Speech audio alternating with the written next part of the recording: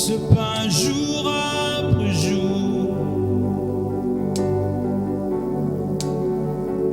ce pain jour après jour, c'est ta parole donnée pour moi.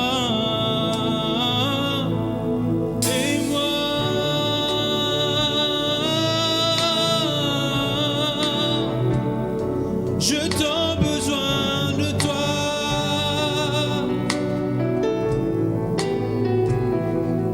Et moi,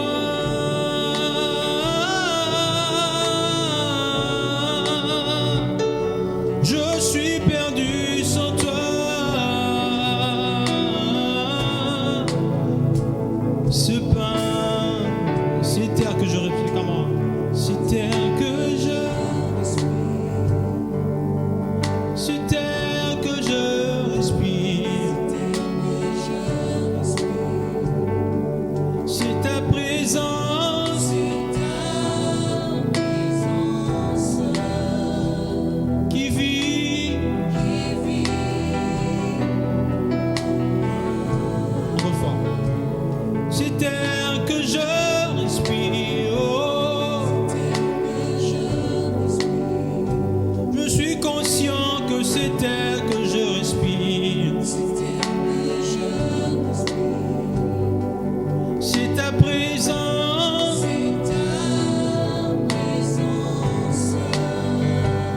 qui vit en moi.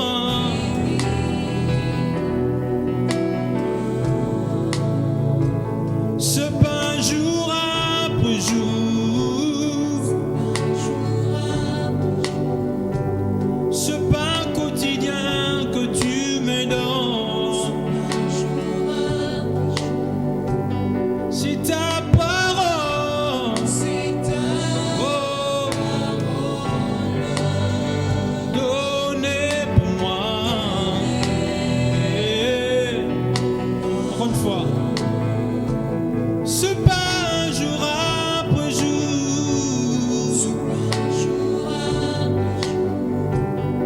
ce pain jour après jour, c'est ta parole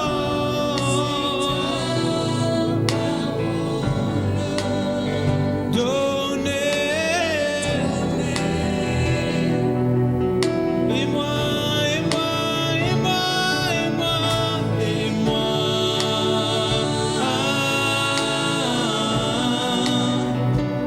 je t'en besoin de toi.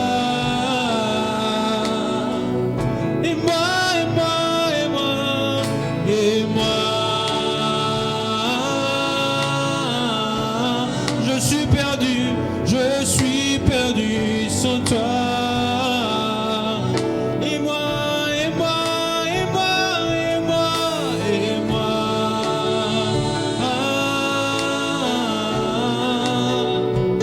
j'ai tant besoin de toi. Et moi, et moi, et moi, et moi, et moi, je suis perdu sans toi.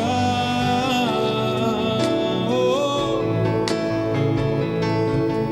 c'est terre que je respire, c'est terre que je respire, c'est ta présence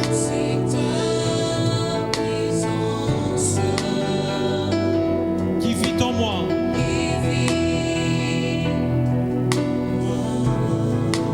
Ce pain jour après jour que tu me donnes, symbole de ta parole. Tu m'as donné ta parole chaque jour que je me lève, Seigneur. Tu as dit médite-les. Je renuis afin que tu aies du succès à ce que tu réussisses.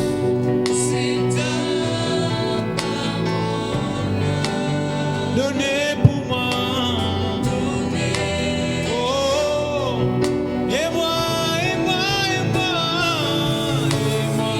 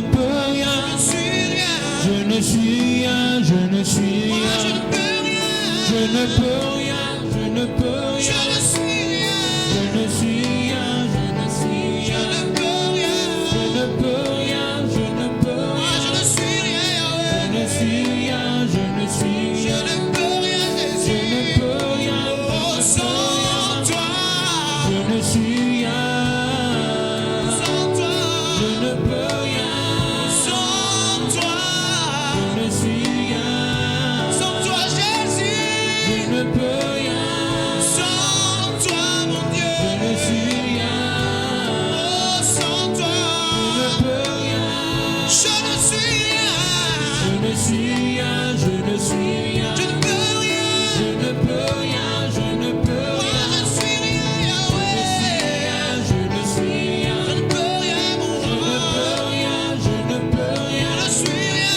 je ne suis rien, je ne suis rien, je ne peux rien accomplir sans toi, mon roi, je ne peux rien, je ne peux rien, je ne suis rien, Seigneur, je ne suis rien, je ne peux rien, Jésus, je ne peux rien, oh sans toi, je ne suis rien, sans toi, je ne peux rien, sans toi, je ne suis rien, sans toi mon Seigneur, je ne peux rien, sans toi je suis perdu, je ne suis rien, mon seul abri, je ne peux rien, sans toi, je ne suis rien, sans toi Yahweh, je ne peux rien, je ne peux rien Seigneur, je ne peux rien sans toi Seigneur, celui qui m'a créé à son image, celui qui a projeté sur moi son image, loin de toi Seigneur, je suis sans identité.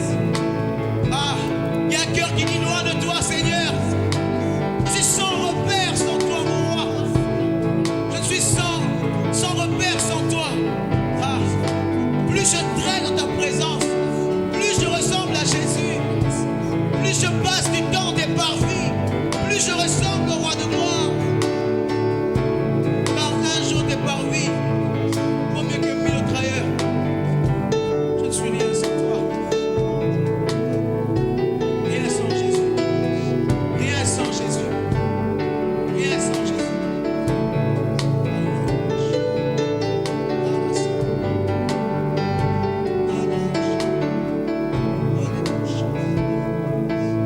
Jésus, tu es mon Dieu, Yahweh.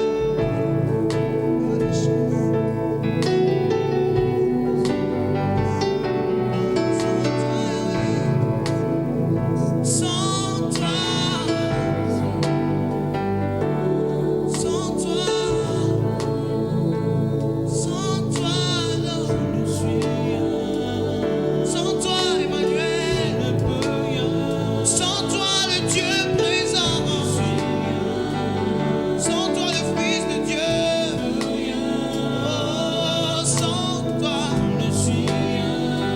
Sans toi, le ressuscité, sans toi, Yahweh, ce monde ressemble à un tombeau.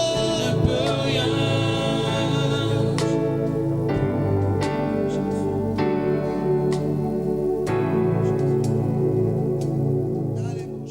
Bien-aimés, nous vous disons encore shalom, de partout où vous êtes en train de nous suivre, et grandez encore notre joie de pouvoir partager avec vous ces enseignements, combien le Seigneur ne cesse de nous parler encore, et ces messages, je prie que partout ça va vous trouver, que cela vous apporte la paix du Seigneur.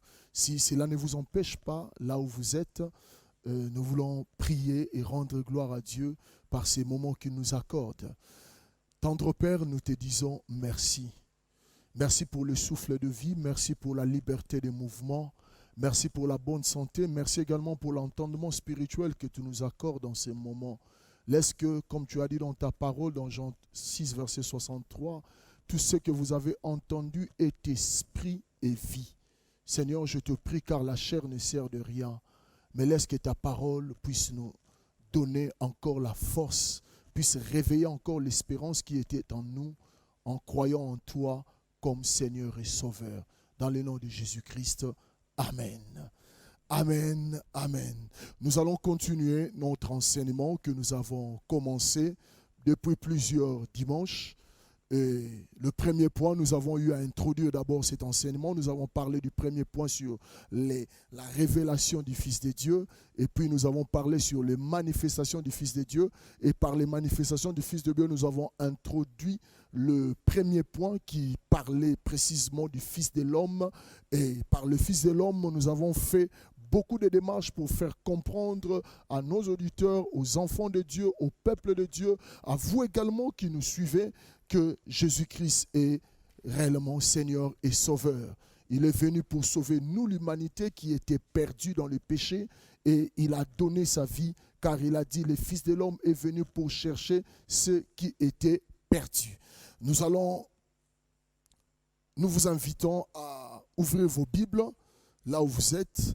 Nous allons lire le livre de Genèse, chapitre 3, verset 27. Il est écrit ceci. Dieu créa l'homme à son image, il le créa à l'image de Dieu. Il créa l'homme et la femme.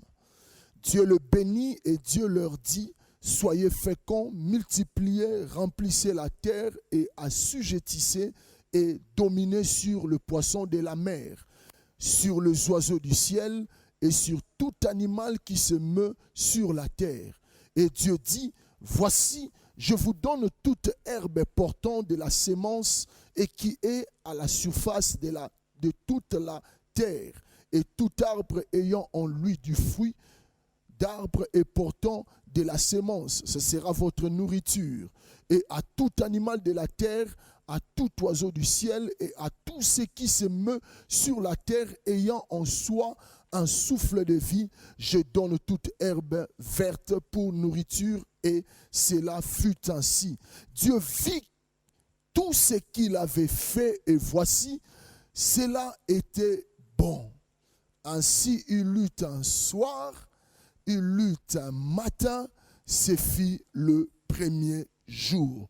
L'ordre établi par Dieu avant la chute de l'homme, Dieu avait tout aménagé de telle sorte que l'homme devait assujettir toute la création de Dieu et devait dominer. Et non pas seulement cela, mais il a été donné à l'humain cette responsabilité, c'est donc qu'on appelle la procréation. C'était par l'homme et la femme. Donc, c'est là nous allons également annoncer que si Dieu qui a créé l'homme, la Bible nous dit qu'il a plongé l'homme dans un profond sommeil et il a tiré une côte pour former la femme. Il y avait deux êtres au commencement. Mais le troisième être, Dieu était en train d'établir les bases. Si nous allons à observer la naissance d'un troisième être humain, cela ne pouvait que émaner de la bénédiction de Dieu sur l'homme et la femme. Et Dieu insiste dans le verset 28, Dieu le bénit et Dieu leur dit, soyez féconds, multipliez, remplissez la terre et l'assujettissez et dominez sur le poisson de la mer, sur les oiseaux du ciel et sur tout animal qui se meut sur la terre. La Bible est claire. Il a été donné à l'homme. L'homme a été d'abord rendu fécond. Il a été donné à l'homme l'ordre de remplir, de se multiplier et de remplir la terre. Tout cet ordre établi par Dieu était conforme avant le péché, avant la chute de l'homme. Et après la chute, c'est là où les problèmes ont commencé. L'homme a péché. Dans Genèse chapitre 3, que nous avons longuement parlé de ces textes. Et aujourd'hui, j'aimerais plus m'attarder un peu sur le verset 1. La Bible dit ceci. Les serpents étaient plus rusés de tous les animaux des champs que l'Éternel Dieu avait fait. Et il dit à la femme, Dieu a-t-il réellement dit, vous ne mangerez pas de tous les arbres du jardin. Dieu a-t-il réellement dit? Pourquoi le serpent revient toujours par les paroles de l'Éternel? Comprenons, bien-aimés, qu'en ces moments-ci, Adam n'avait pas de Bible, Ève n'en avait pas non plus. Mais ils avaient écouté la parole de Dieu. Et le serpent revient sur la parole de Dieu. C'est ça le système, le mode opératoire de l'ennemi. Il ne revient pas forcément sur ce qui est physique, mais il revient sur ce qui fait la source, ce qui fait l'ordre établi par Dieu. Dieu a-t-il réellement dit, vous ne mangerez pas de tous les arbres du jardin? La question a été posée par Ève, mais écoutez ce que Ève va répondre. La femme répondit au serpent, nous mangeons du fruit des arbres du jardin. En d'autres termes, la femme était en train de répondre au serpent l'ordre tel que l'Éternel nous avait instruit. Nous mangeons du fruit des arbres du jardin. Elle répond exactement, elle ne parle pas de ce qu'elle n'est pas en train de vivre, mais elle explique clairement que la parole qui a été prononcée, l'ordre que Dieu avait donné à Adam, c'est mis en pratique. Nous mangeons. Nous avons mis en pratique ce qu'a été la parole de Dieu. Le diable parfois n'aime pas entrer dans ces terrains-là. Il n'aime pas trop entrer dans ces terrains où nous pratiquons réellement et minutieusement la parole de Dieu. C'est que Dieu avait dit de manger tout le fruit. Mais le fruit de l'arbre qui est au milieu du jardin, l'arbre de la connaissance du bien et du mal, l'Éternel avait dit de ne pas y toucher. Et Ève est en train de nous révéler quelque chose de capital. Je prie, bien-aimé, je prie à l'Église. Si nous mettons en pratique la parole de Dieu, nous serons encore très forts. Si nous sommes comme Ève est en train d'expliquer que nous mangeons du fruit des arbres du jardin, nous sommes en train de mettre en pratique ce que Dieu avait dit. Mais le diable n'entre pas dans ces champs. Mais le diable veut revenir encore sur l'ordre de Dieu. Pourquoi il revient sur l'ordre de Dieu? Parce que son mode opératoire n'a jamais changé. Lorsque nous mettons en application la parole de Dieu, ce n'est pas dans ça que le diable va nous attaquer. Ce n'est pas sur ça que le diable va nous tenter. Mais le diable viendra nous tenter par rapport à ce qui est écrit. Car c'est dans ce qui est écrit, c'est dans ce que Adam et Ève ont écouté de la part de Dieu, c'est en cela que le diable va venir tenter l'homme. Et comment il tente l'homme? C'est que Dieu a dit, lui il vient maintenant camoufler cela. Il vient dire une demi-vérité. Pourquoi cette demi-vérité? C'est pour créer le doute dans nos cœurs. Et quand il crée des doutes, c'est par là que si nous nous laissons emporter par les désirs de ces doutes, si nous prêtons encore attention à ce que l'ennemi est en train de nous dire, c'est en ce moment-là que nous sommes emportés. C'est en ce moment-là que la tentation sera consommée. Je prie, Ève, tu avais bien commencé en répondant à l'ennemi, en répondant au serpent. Nous mangeons de tous les fruits du jardin. Nous mettons en pratique ce que Dieu avait dit. Mais le diable n'est pas dans ça. Le diable revient encore sur ce qu'est la parole. Pourquoi? Parce que le diable ne va pas nous tenter en cours de route. Mais le diable va nous tenter dès le départ. Qu'est-ce qui a fait à Ève de répondre? C'est parce que l'Éternel avait parlé. Quand l'Éternel a parlé, c'est alors que Ève et Adam ont mis en pratique ce que Dieu a dit. Et là, ce n'est pas le problème. Le diable, il rentre dans la source. Qu'est-ce qui a amené à la femme et à l'homme de manger le fruit de l'arbre. C'est parce que Dieu avait dit. Et bien dans ce que Dieu a dit, c'est là où le doute commence à se créer. Bien-aimé, le diable ne touche pas tous les points. Écoute maintenant dans le verset 1er comment il vient nous tenter. La Bible souligne que le serpent était le plus rusé de tous les animaux. Donc si les animaux créaient la faune, mais la Bible ajoute que les serpents étaient l'animal le plus rusé. Il ne touche pas toutes les cartouches. Il ne vient pas tenter de n'importe quelle manière ou de n'importe quelle façon. Mais c'est quelqu'un qui s'y connaît dans ce qu'il veut faire. Pour que le diable te mette à nu, pour que le diable te mette par terre. Bien-aimé, il ne va pas aller n'importe comment.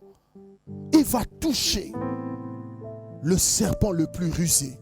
Le serpent le plus rusé, lorsque nous lisons la Bible, il est écrit ceci. La femme vit que l'arbre était bon à manger et agréable à la vue et qu'il était précieux pour ouvrir l'intelligence. Elle prit de son fruit et en mangea. Elle donna aussi à son mari qui était auprès d'elle et il en mangea. C'est un tableau qui nous rend de fois tristes. C'est un tableau où on se pose la question: pourquoi Ève, tu ne pouvais pas te retenir? Ce n'est pas n'importe qui. Ne blaguons pas. Je ne suis pas venu pour faire le témoignage de l'ennemi. Mais je vous en prie, ce n'est pas par la chair que nous saurons vaincre les tentations du diable. C'est par l'esprit. Et il le savait bien, le diable. La Bible dit, il l'a pris. Le serpent était l'animal le plus rusé. Donc, naturellement, le serpent, ce n'était pas n'importe quel animal. Il était le plus rusé de telle façon que il peut séduire la femme pendant que même Adam est à côté. J'ai pris à un homme de Dieu. Parfois, nos faiblesses ne peuvent pas être étalées. J'ai pris à quelqu'un sur qui se repose la responsabilité de toute une famille. Le diable ne va pas venir choisir n'importe quel appât. Il a pris toujours l'appât pour Ève, celui qui était le plus rusé de tous les animaux. Il te connaît de foi, mais je t'en prie, il serait mieux que Dieu soit le seul qui te connaît que le diable. Il serait mieux que tu sois celui qui est connu de Dieu par tes faiblesses plutôt que le diable. Pour t'avoir, il n'utilise pas tous les appâts. Il ne prend pas n'importe quel appât. Il utilise toujours ce que lorsque tu vas voir par tes yeux, cela va susciter les désirs charnels. Et c'est ce qui s'est passé avec Ève. Lorsque Ève, la femme, a vu, la femme a regardé le fruit de l'arbre.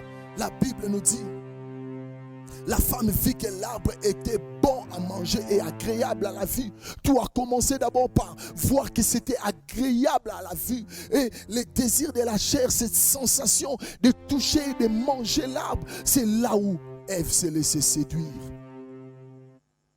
Est-ce que mets-tu en pratique la parole de Dieu? Tu ne peux vaincre l'ennemi que lorsque tu appliques la parole de Dieu. Ève connaissait, Ève savait ce que Dieu avait réellement dit, mais elle n'était pas en mesure de continuer avec la pratique de cette parole. Parfois dans la vie courante, je vous donnerai un exemple qui pourra nous faciliter à comprendre ces choses. Ce n'est pas le fait de connaître la quinine qui va nous permettre d'être guéris de la malaria, mais c'est plus en goûtant la quinine. Les prescriptions médicales sont une belle illustration pour ce qui est de la pratique de la parole de Dieu. Nous pouvons connaître plusieurs types de médicaments.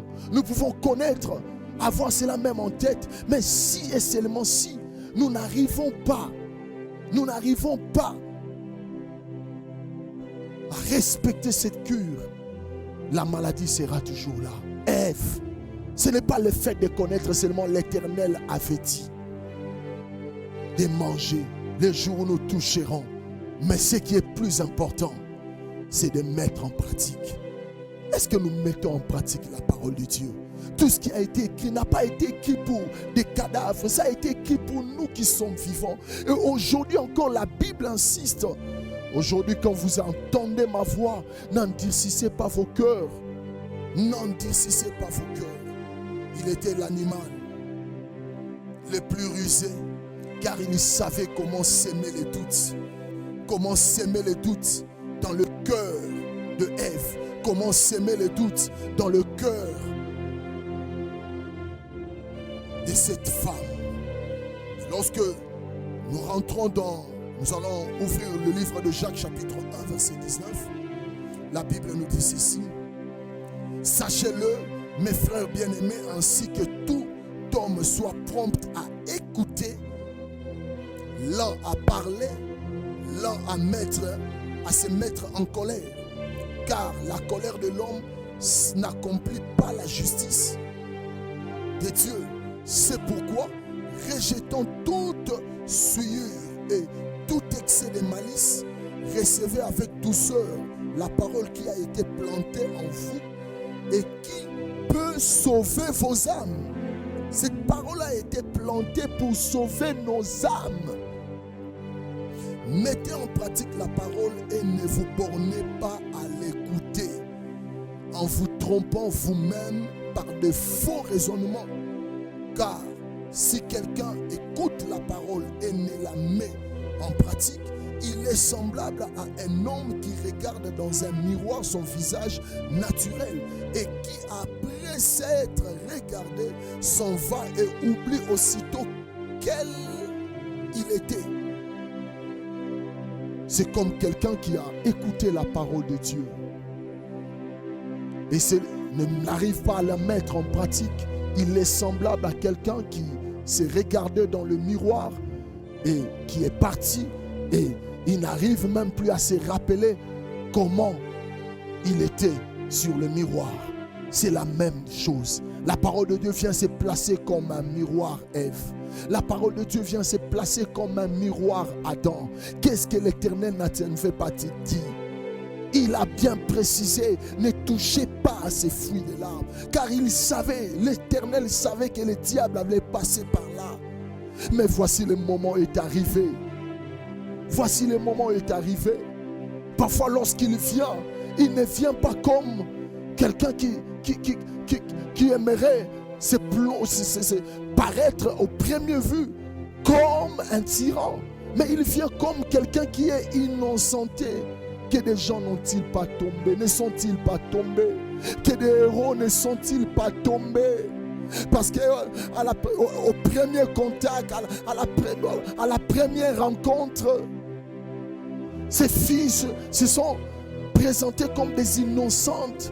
Mais or, en réalité, elles avaient des plans cachés. Le plus rusé peut venir. Le plus rusé peut se présenter. Mais je te prie, bien-aimé, la parole de Dieu, c'est ça la vérité. Les ruses du diable peuvent changer de forme, mais c'est la parole de Dieu qui est la vérité. Cette vérité-là ne peut jamais tromper. Adam ne succombe pas à la tentation. Ève ne succombe pas à la tentation. C'est toute l'humanité. C'est sur vous que l'Éternel a dit. Multipliez-vous, soyez féconds, multipliez-vous, remplissez la terre. Et le diable savait que si ces premiers couples de l'humanité arrivaient à tomber dans la tentation, c'est toute la génération qui allait en pâtir. L'homme a été créé, il dépassait les animaux par l'Esprit de Dieu qui était en lui. Il avait une supériorité du point de vue spirituel. Mais les animaux n'avaient pas d'esprit. Les animaux n'ont que la chair. N'ont que la chair, le corps et l'âme. Car ils ont un sang. Ils dépassaient, raison pour laquelle Dieu dirait à l'homme, domine sur la création, domine sur tous les animaux. Parce que tu as non pas seulement supérieur en position, mais tu es aussi supérieur par rapport à la race, à la nature même divine qui est en toi. Mais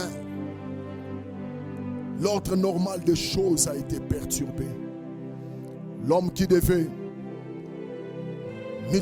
se multiplier, remplir la terre, assujettir et dominer, nous allons passer maintenant à l'arrivée du troisième être vivant. Dieu a créé, il a déjà béni, il a demandé à Adam et à Ève, multipliez-vous, soyez féconds. Mais qu'est-ce qui se passe? Adam connut Ève, sa femme. Elle conçut et enfanta Caïn. Et elle dit, j'ai formé un homme avec l'aide de l'Éternel. La Bible est claire, j'ai formé un homme avec l'aide de l'Éternel. Dieu qui avait dit, soyez féconds. Ce même Dieu, en prononçant la bénédiction sur ce couple, nous rendons compte que ce qui a été établi à la création avant la chute, nous voulons voir maintenant après la chute, quel est l'ordre normal des choses qui étaient perturbées. Nous voyons que l'homme est resté fécond. Elle enfanta encore son frère Abel. Abel fut berger et Caïn fut laboureur. Nous voyons toujours que l'homme est toujours fécond. Et Abel, de son côté, en fit au bout. Lisons d'abord le verset 3. Au bout de quelques temps, Caïn fit à l'Éternel une offrande de fruits de la terre. Et Abel, de son côté, en fit une des premiers-nés de son troupeau et de leur graisse. L'Éternel porta un regard favorable sur Abel et sur son offrande, mais il ne porta pas un regard favorable sur Caïn et sur son offrande. Caïn fut très irrité et son visage fut abattu. Et l'Éternel dit à Caïn, pourquoi es-tu irrité et pourquoi ton visage est-il abattu? Certainement, si tu agis bien, tu relèveras ton visage. Et si tu agis mal, les péchés se couchent à la porte. Et ses désirs se portent vers toi. Ses désirs se portent vers toi. L'Éternel est en train de dire à Caïn, n'est-ce pas que le Seigneur vient toujours interrompre ces processus qui t'emportent dans les péchés. Alors que tu voulais arriver jusqu'au bout, paf, l'Éternel intervient. Afin de te dire, si tu agis bien, tu relèveras ta tête. Si tu agis mal, les péchés se couchent à la porte. Le péché est entré dans la race humaine. Mais au départ, nous sentons combien ça progresse. C'est parti de Ève. Ça a atteint Adam. Et les deux qui ont enfanté Caïn, nous voyons combien on a inoculé, on a transmis cette nature pécheresse. Adam se voit devant le péché. Le Seigneur dit à Adam, pourquoi ton visage? Pourquoi es-tu irrité? Et pourquoi ton visage est-il abattu? Le Seigneur est en train de dire à Caïn, l'ennemi est déjà à la porte. L'ennemi voudrait s'emparer de toi. Le péché que tes pères ont commis vient encore pour toi. Mais Caïn, on ne combat jamais le péché par la chair. Tel que je te vois, très irrité, tel que je te vois, le visage abattu, Cela reflète qu'il y a une activité charnelle qui se passe dans l'être de Caïn. L'esprit, où es-tu? Dieu aimerait dire à Caïn, si tu agis bien, tu relèveras ta tête. Combien ne sont-ils pas tombés? Combien n'ont-ils pas écouté la parole de Dieu? Combien n'ont-ils pas été avertis par l'Éternel? Combien le Seigneur a fait même passer des images de la responsabilité que vous aviez? Mais la chair ne faisait que attiser ce désir. La chair ne faisait qu'augmenter ses désirs. L'Éternel est en train de nous montrer, est en train de préciser le champ de la tentation, le champ de l'ennemi. Le péché vient rencontrer la chair. Le péché vient rencontrer les désirs. Ces désirs-là, c'est ce qui a été annoncé dans la vie d'Adam. J'ai eu peur. Et au départ, il n'avait pas peur. Avant, ce sentiment n'était pas dans la vie d'Adam. Mais lorsqu'il est tombé dans le péché, c'est alors qu'on a senti qu'il y a une activité charnelle qui a commencé dans la vie d'Adam. Pourquoi avoir peur? Toi qui étais habitué à parler avec l'Éternel, toi qui étais habitué à rencontrer l'Éternel, mais maintenant c'est la peur. C'est la même chose qui arrive également dans la vie de Caïn. Caïn, pourquoi es-tu irrité? Pourquoi ton visage est-il abattu? La chair a pris place. J'aimerais annoncer à quelqu'un, on ne saura jamais combattre le diable avec la chair. On ne saura jamais combattre le diable avec la chair. Mais écoutons maintenant qu'est-ce que le chapitre 4 est en train d'introduire. Le chapitre 4 aimerait encore nous faire revenir dans le chapitre 1 verset 27 où Dieu avait établi un ordre. Il y avait l'ordre normal des choses. Comment les choses devaient fonctionner. Soyez féconds, multipliez, remplissez la terre, assujettissez, dominez sur tous les animaux. Mais on se rend compte que dans le verset, dans le chapitre 4, féconds, Adam et Ève sont féconds. Mais remplissez la terre, on voit que Caïn et Abel sont nés, mais il reste un problème. Est-ce que pourront-ils encore dominer sur les animaux? Pourront-ils encore assujettir la création? Cela n'était plus possible. C'est l'Éternel qui est en train de nous dire, ce n'est pas forcément le péché, mais c'est l'ennemi. C'est l'ennemi qui a renversé l'ordre normal. Là où l'homme devait dominer, l'homme devait assujettir. La Bible nous dit clairement, l'Éternel. Et l'Éternel dit à Caïn, certainement, si tu agis bien, tu relèveras ton visage. Et si tu agis mal, les péchés se couchent à la porte et ses désirs se portent vers toi. Mais toi, domine sur lui. Toi, domine sur lui. Fort malheureusement, nous connaissons l'issue de cette histoire. Caïn n'a pas su dominer le péché. Le péché, c'est le diable. Le péché, c'est l'ennemi qui vient comme un tyran. Peu importe la manière qu'il peut se présenter, tantôt comme un ange de lumière, mais il reste le diable. Et lorsque l'homme est tombé, c'est là où l'ennemi a commencé à dominer sur la race humaine.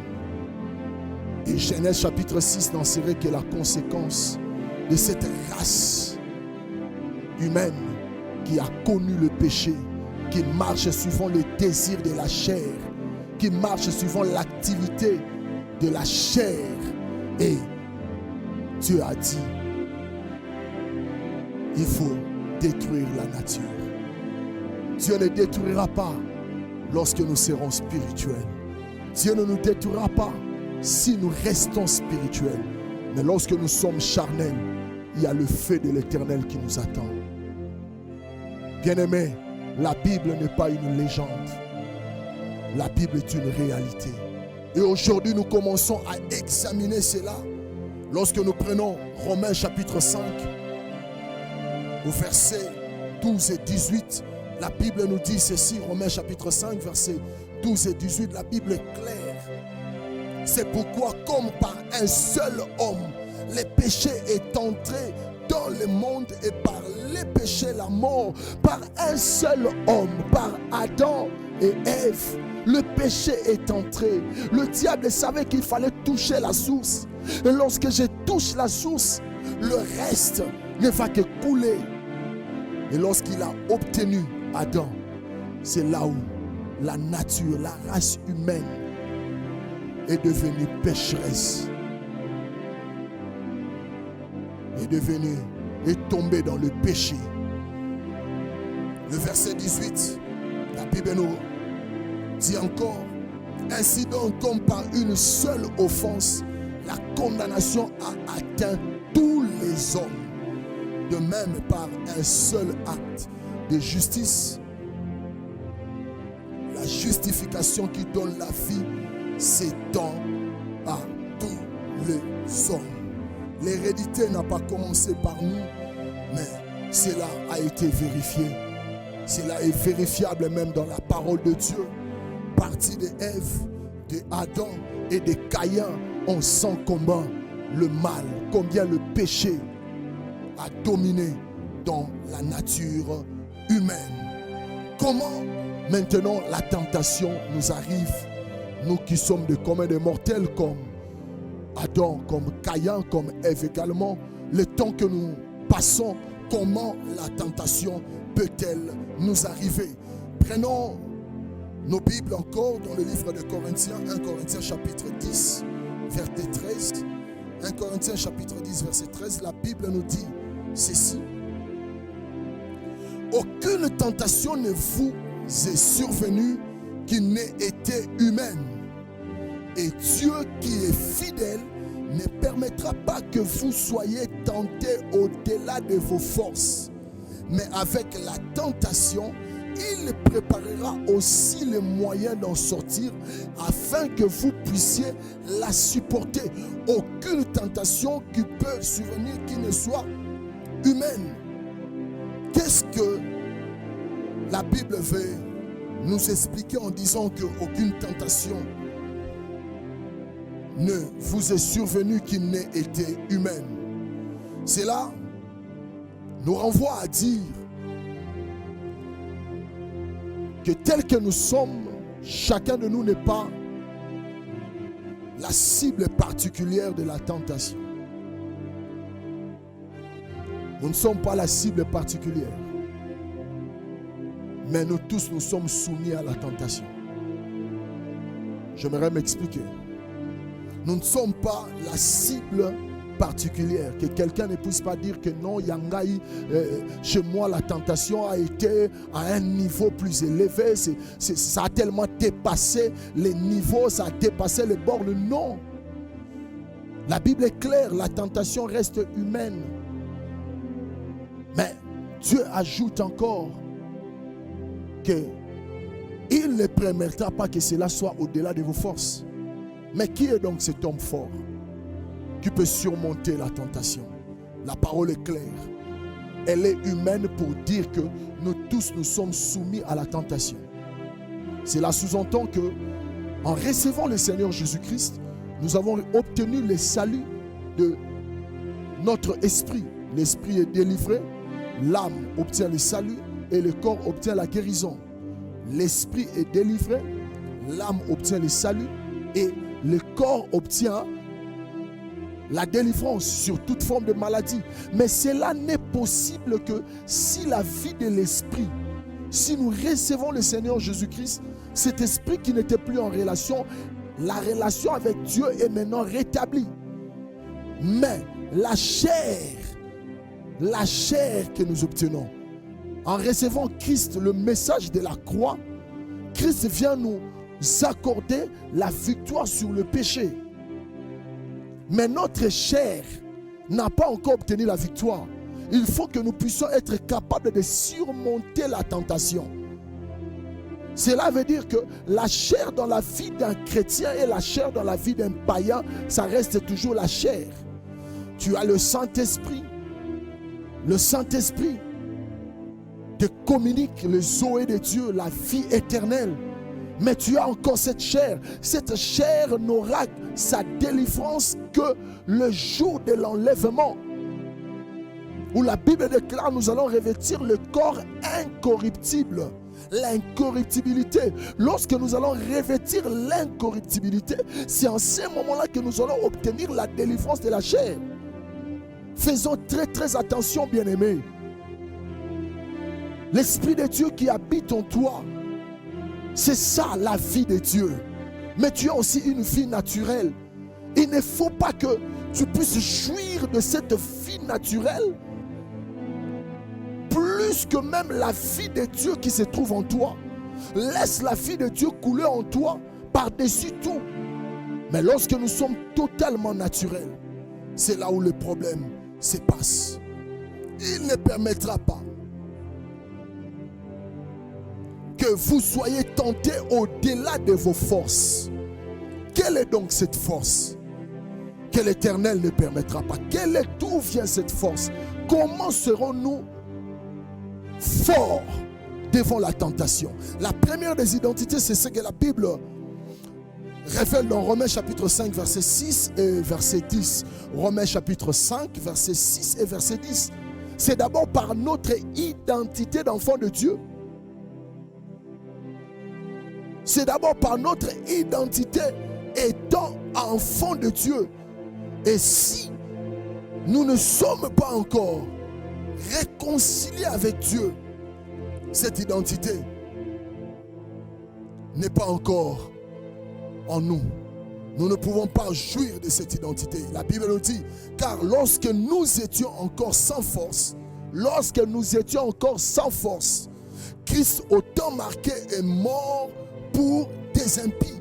Et il ajoute encore, Paul continue dans le verset 10, car si, quel est ce temps où nous étions sans force? Ce temps où nous étions sans force, c'est le temps qu'il explique dans le verset 10. Car si lorsque nous étions ennemis, nous avons été réconciliés avec Dieu par la mort de son Fils, à plus forte raison, étant réconciliés, serons-nous sauvés par sa vie. Il vient nous accorder son salut. Il vient nous accorder sa vie. Lorsque nous étions sans force, c'est le temps où nous n'avions pas d'identité. Mais lorsque nous avons cru au Seigneur Jésus-Christ, notre identité a été le signe qui nous permet de vaincre l'ennemi. Raison pour laquelle il dira si promptement, voici le miracle qui accompagneront ceux qui auront cru en mon nom. Voici le miracle qui accompagneront ceux qui auront cru en mon nom. Lorsque nous croyons directement par l'identité qui nous est conférée, l'identité que nous recevons par le salut de Jésus-Christ, c'est cela qui nous accorde la force. Et cette force-là se manifeste en nous de deux manières. La première des choses, c'est dans Colossiens chapitre 3, verset 3. C'est par la foi en Jésus-Christ. Lorsque nous avons la foi en Jésus-Christ, peu importe les astuces de l'ennemi, peu importe tout ce que l'ennemi peut manigancer, je prie à un bien-aimé, je prie à toi mon frère qui me suit. Lorsque Adam a été créé, il lui a été donné le pouvoir de dominer, d'assujettir. Mais Adam n'a pas pu dominer, car Dieu révèle dans Genèse 4, verset 7, il dit à Caïn, domine sur lui, domine sur le péché. Mais nous qui recevons le Seigneur Jésus-Christ, si Adam pouvait dominer sur les animaux physiques, sur ceux qui étaient inférieurs par rapport à lui, par la nature même, mais nous qui recevons le Seigneur Jésus-Christ, nous ne dominons pas sur les animaux physiques, mais nous dominons parce que l'effet de recevoir Jésus-Christ, nous ne recevons pas le Seigneur charnellement ni physiquement, mais nous recevons le Seigneur spirituellement, car la Bible dit le premier Adam est devenu une âme vivante, mais le dernier Adam est devenu un esprit vivifiant. Nous recevons le Seigneur Jésus-Christ en esprit, et lorsque nous le recevons en esprit, nous devons aussi dominer à ce qui est spirituel. Et ce qui est spirituel, la Bible dit: vous marcherez sur les serpents, les scorpions et sur toute puissance des ténèbres. Rien ne pourra vous nuire. Quelle bonne nouvelle! Quelle bonne nouvelle! En Jésus-Christ, nous rentrons dans la position initiale que Dieu nous avait donnée, le pouvoir, que Dieu nous avait donné, l'onction même, de pouvoir assujettir et de pouvoir dominer sur le péché. Je prie à quelqu'un que lorsque tu reçois le Seigneur Jésus-Christ, tu n'as pas reçu une identité, je ne sais pas, d'un pays. Tu ne reçois pas l'identité d'un pays terrestre, mais tu reçois l'identité du royaume céleste. Vas-y dominer sur tout ce qui est de l'ennemi, le serpent ancien qui a dominé sur Adam, qui a dominé sur Caïn. Lorsque nous recevons le Seigneur Jésus-Christ, nous dominons sur tout ce qui est spirituel, sur les serpents, sur les scorpions, sur toute puissance des ténèbres. Et rien ne pourra nous nuire. Quelle bonne nouvelle d'avoir crié au Seigneur Jésus-Christ. Il a donné sa vie afin que toi et moi, nous puissions premièrement le royaume des cieux. Nous appartenons à un royaume. Nous appartenons à Dieu. Que le Seigneur te bénisse. Il aimera encore en ces moments que tu me suis. Je ne sais pas si tu as connu des temps durs, si tu as passé des situations graves. Peut-être tu es rétrogradé. Peut-être ta vie, tu ne sens plus ce qui était donné sur la croix, la vie de Jésus-Christ. Tu n'arrives plus à expérimenter la foi chrétienne. Je t'en prie, le Seigneur te tend encore la main, car tu es encore vivant. On ne viendra pas dire à Caïn ces choses, ces vérités quand il meurt, mais on lui dit quand il est vivant. J'aimerais te dire encore, il y a de l'espérance. Il y a encore de l'espérance pour ceux qui sont vivants. Vaut mieux un chien vivant qu'un lion mort. Je te prie, bien-aimé, que l'Éternel a vaincu. Et comme il a vaincu, il nous a donné la victoire. Et c'est le moment de manifester la victoire de la croix. De marcher sur les serpents, de marcher sur les scorpions et sur toute puissance des ténèbres. Je prie que le Seigneur te fortifie par cette parole. Je prie que le Seigneur te fortifie encore davantage. Je prie que le Seigneur te fortifie encore là où tu es. Que la grâce, la paix et l'amour de notre Seigneur Jésus-Christ se manifestent en vous. Et je vous dis au revoir au prochain numéro.